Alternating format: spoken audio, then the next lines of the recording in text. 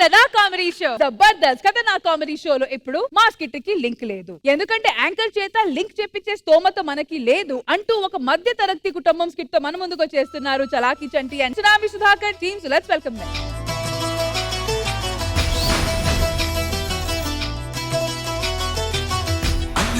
అన్నావంటే ఎదురవన అన్నిపై ఉన్నావంటే నిదరవన కలలే కన్నావంటే నిజమై ముందుకి రానా కలతై ఉన్నావంటే కథనవన.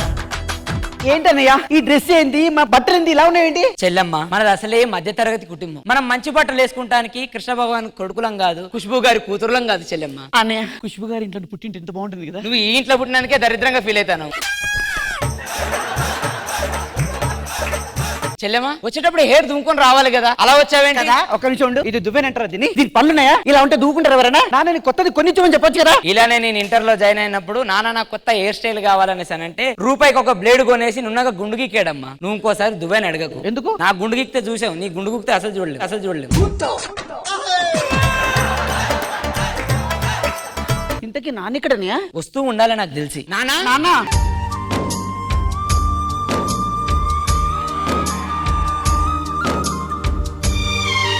నానా ఇట్రండి. మన ఇంట్లో టీవీ సెట్ ఉంది గాని లోపల టీవీ లేని నాన్న. పిచ్చివాడ, ఎవరైనా అడిగారనుకో, అరే నిన్ననే పిడుగుబడి లోపల స్క్రీన్ పాడైపోయింది, రిపేర్ కి ఇచ్చామని చెప్పి. ఎందుకో తెలుసా, మనది మధ్యతరగతి కుటుంబం. నాన్న ఇప్పుడు మన వంట ఏం చేయమంటారు? మన ఇంట్లో ఎంతమంది ఉన్నాం? 6 మంది ఉన్నారు. 6 పప్పు గింజలు, 2 కరివేపాకు రెబ్బలు, ఒకే ఒక పచ్చిమిరపకాయ వేసి ఇంత పులుసు పెట్టామ్మా. మళ్ళీ దీని ఏం చేయమంటారు? ఇది దాచిపెట్టు, రేపటికి పనికొస్తాయి. ఏం చిల్లరగాళ్ళున్నారా మీరు?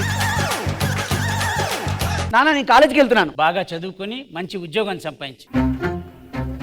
నాన్న దీంట్లో రైస్ లేదు. నాకు తెలుసు. కాలేజీకి వెళ్ళి డబ్బా ఓపెన్ చేసి వాళ్ళ ముందు, అరే మా అమ్మ అన్నం పెట్టడం మర్చిపోయింది అని నీ స్నేహితులందరూ చెలో ముద్దా పెడతారు. కొంచెం నువ్వు తిని మిగతా దీలో పెట్టి తీసుకురా, రాత్రికి మన ఇద్దరం తిందాం. ఇది మధ్య తరగతి కాదు, పిసినారి కుటుంబం.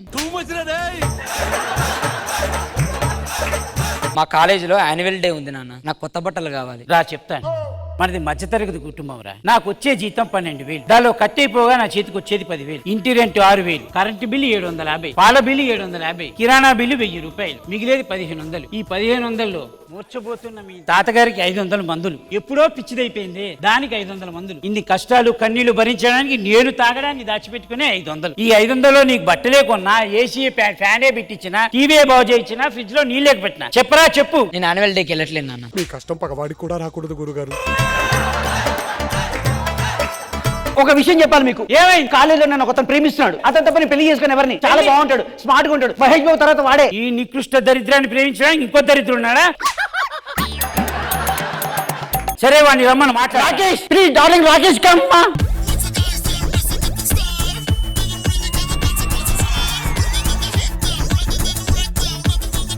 Daddy is Rakesh. ఏ హోటల్లో పనిచేస్తావు నువ్వు? Businessman uncle. Businessman? Yeah. హోటల్లో పనిచేసే వాళ్ళగా ఉన్నావే నువ్వు.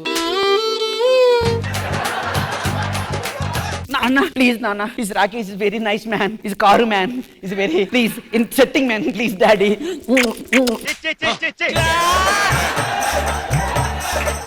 దాని దగ్గర ఏముందని ప్రేమించేవయ్యా? దాన్ని చూస్తే నాకే అసహ్యం పుడుతూ ఉంటుంది. Sir, I have one doubt. Who is he? My father. What happen? Actual గా నేను వీళ్ళ అమ్మ ప్రేమించి పెళ్లి చేసుకున్నాం. ఈ విషయం తను తెలిసేటప్పటికి ఓ చేయి పడిపోయింది. ఇద్దరిని కన్నాం. ఆ విషయం తెలిసి కాలు పడిపోయింది. అది పిచ్చిదైపోయింది. మొత్తం మనిషే పడిపోయాడు. I want to marry her. Okay marry, but no ask money. I want dowry. Dowry? Yeah. Please daddy is dowry, please you just my home is change this fellows. yes యాడ దొరికింది సంతరా ఇదే? కట్నాలు కానుకలంటే మేము ఇవ్వలేమయ్యా. ఒక పెద్ద బిజినెస్ మ్యాన్ కొడుకు, after all ఒక మధ్య తరగతి ఫ్యామిలీ కల్లుడు అవ్వడం అనుకోడు కదా. విన్నావా రశ్మి ఎంత మాట్లాడాడు? అసలు మధ్య తరగతి వాడంటే ఏంటో తెలుసారా? ఇంట్లో కారం లేకపోయినా సరే ప్రతి వారం చికెన్ తింటావరా, అదిరా మధ్య తరగతి వాడంటే. పొద్దున్నే లేచి కష్టపడి డబ్బులన్నీ సంపాదించుకుని దాచిపెట్టుకుని చిరిగిపోయిన బట్టలు మళ్ళీ కుట్టించుకొని పిల్లల్ని తీసుకెళ్లి స్కూల్లో దింపి స్కూల్ నుంచి తీసుకొచ్చి ప్రిన్సిపల్ తో తిట్లు తిని టీచర్లతో తిట్లు తిని ఇంటికి వచ్చిన తర్వాత పిల్లలతో తిట్లు తిని పిల్లల్ని బయటికి తీసుకెళ్ళమంటే తీసుకెళ్ళలేనని చెప్తే పిల్లలతో తిట్లు తిని దీన్ని తిట్లునే పోతే బార్ షాప్ కి వెళ్ళి క్వార్టర్ తాగి దాన్నే ఫుల్ పీర్ అనుకుని ఆలోచించి ఎంజాయ్ చేసి ఇంటికి వస్తాడే, అదిరా ఆఫ్టర్ ఆల్ మధ్య తరగతాడంటే. బాబు సారీ సార్, నా కళ్ళు తెరిపించారు. నిజంగా పెళ్లి చేసుకుంటాను. Go Rakesh daddy. ఎలాంటి వాళ్ళని తీసుకొచ్చి పెళ్లి చేసుకుంటానని చెప్తాను నాన్న. మన గురించి తెలియట్లేదు. నీకు తెలుసు కదా, నా జీతం 12,000, నాకు వచ్చేది 10,000, దానిలో ఇంటి రెంట్ 600. ఇన్ని విషయాలు చెప్తున్నప్పుడు విను. నానా నీతో మాట్లాడాలి. ఏం మాట్లాడాలి? నేను కాలేజీలో ఒక అమ్మాయిని లవ్ చేశాను. ఆ అమ్మాయిని పెళ్లి చేసుకుందాం అనుకుంటున్నాను. ఈ అమ్మాయి నా అమ్మాయి? అవును. పక్కండు. మనకి తినడానికే తిండికి దిక్కు లేదు, అలాంటి దాన్ని తీసుకొచ్చి ఇంట్లో పడేస్తే నేను ఎక్కడి నుంచి పోషించి పెట్టాలరా? రే ఓ చెయ్యి ఓ కాలు పడిపోయిన వీని పోషించినా, ఎప్పటి నుంచో కుట్టుకుంటున్న దాన్ని పోషించినా, దేనికి పనికిరాని ఈ చెల్లెల్ని ఎవడు పెళ్లి చేసుకుంటాడో తెలియక ఆలోచించినా. నువ్వు ఒకలా ఒప్పుకోపోతే మేమిద్దరం ఇంట్లో నుంచి వెళ్ళిపోయి బయట బతుకుతాం. పాల ప్యాకెట్ ఖర్చు ఎంతో తెలుసారా? తెలియదు. తెలుసుకో. ఒక పాల ప్యాకెట్ 36 రూపాయలు, రోజుకి 2 పాల ప్యాకెట్లు అవుతాయి. ఇంటి రెంట్ ఎంతో తెలుసారా నీకు? ఈ ఇద్దరు బతకడానికి 22,000 కావాలి. నూనె ప్యాకెట్ ఖర్చు ఎంతో తెలుసారా నీకు? తెలియదు. 70 రూపాయలు. నెలకి 5 నూనె ప్యాకెట్లు అవుతాయి. అంటే ఒక ఇద్దరు బతకడానికి కావాల్సింది 40,000 రూపాయలు. ఈ 40,000 రూపాయలు నువ్వు సంపాదించుకుని నీ ఒక్క కుటుంబాన్ని నువ్వు పోషించుకుంటే ఈ కుటుంబాన్ని గాలికి వదిలేస్తావరా? సిగ్గుచలం లేదురా? సరిపోయింది, నా మీద పడతారేంటి? ఏంటి ప్రవీణ్, నేను నిన్ను పెళ్లి చేసుకొని నీకు పెళ్లి అవుదాం అనుకుంటే ఈ ఇంటికి పని మనిషిని చేస్తా అనుకున్నావా? నా వల్ల కాదు. నువ్వు వస్తే ఇల్లరికం రా, లేదంటే నా దాన్ని నేనే చూసుకుంటాను. Good bye. రాదా? ఏవైందమ్మా ఈనాడు చినబోయాడే సూర్యుడు.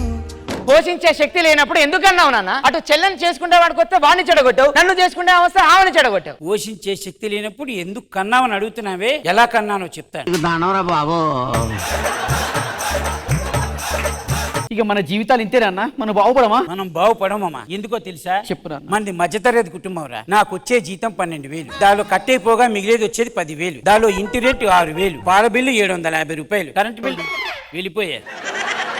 ఎవరికి వాళ్ళు అలా వెళ్ళిపోతే ఎలా నాన్న? నాకు వచ్చే జీతం 12,000, దానిలో కట్టేపోగా నాకు మిచ్చేది 10,000, దానిలో ఇంటి రెంట్ 6,000 రూపాయలు, దానిలో పాల బిల్లు 750 రూపాయలు, కరెంట్ బిల్లు 750 రూపాయలు, మిగిలేది 1000 రూపాయలు. నన్ను వదిలిపెట్టండి బాబు. చచ్చిపోయావా నాన్న? కూతురు వెళ్ళిపోయింది, కొడుకు వదిలేసి వెళ్ళిపోయాడు, కన్న తండ్రి కూడా వదిలేసి వెళ్ళిపోయాడు. మధ్య తరగతి కుటుంబాలంటే ఇంతే. పిచ్చిది ఇక్కడే ఉందిగా. ఏమే కుట్టి కుట్టి దాన్ని ఎన్నిసార్లు కుడతావే? చిరిపోయిన చోటే కుట్టి దా. భీమవరం పాలుమా బాగా పీల్చిపోదమా, మీద మీద ఫాలుమా వైరల్ అవుది రీలుమా.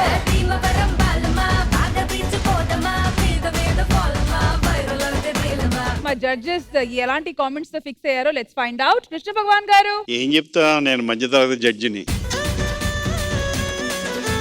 ఆ రిపీట్ డైలాగ్ కూడా బాగుంది. నాకు అన్నిటిలో కానీ నా మిషన్ కొడుతున్న ఆవిడ క్యారెక్టర్ బాగుంది. బాగుంది. Overall it was nice. Sudhakar గారు మీ గెటప్, మీ క్యారెక్టర్ అన్ని, అండ్ చాణక్య అందరూ బాగా చేశారు. All of you were nice. Darshan గారు, మీకు ఎలా అనిపించింది ఈ స్కిట్? మధ్యతరగతి కుటుంబాలు కొంచెం డిప్రెషన్ కి వెళ్ళొచ్చు కానీ మరి ఇంత డిప్రెషన్ లో వెళ్తే అంటే ఆయన డిప్రెషన్ కి వెళ్తుంటే కొద్దిసేపు తర్వాత అనిపించింది వైఫ్ క్యారెక్టర్ తప్ప అందరికి పిచ్చుందేమో అని. ఫుల్ ఎంజాయ్ చేసామన్నా. మీ మెమరీ పవర్ అయితే సూపర్ అసలు. శివాని చాలా బాగా చేశారు.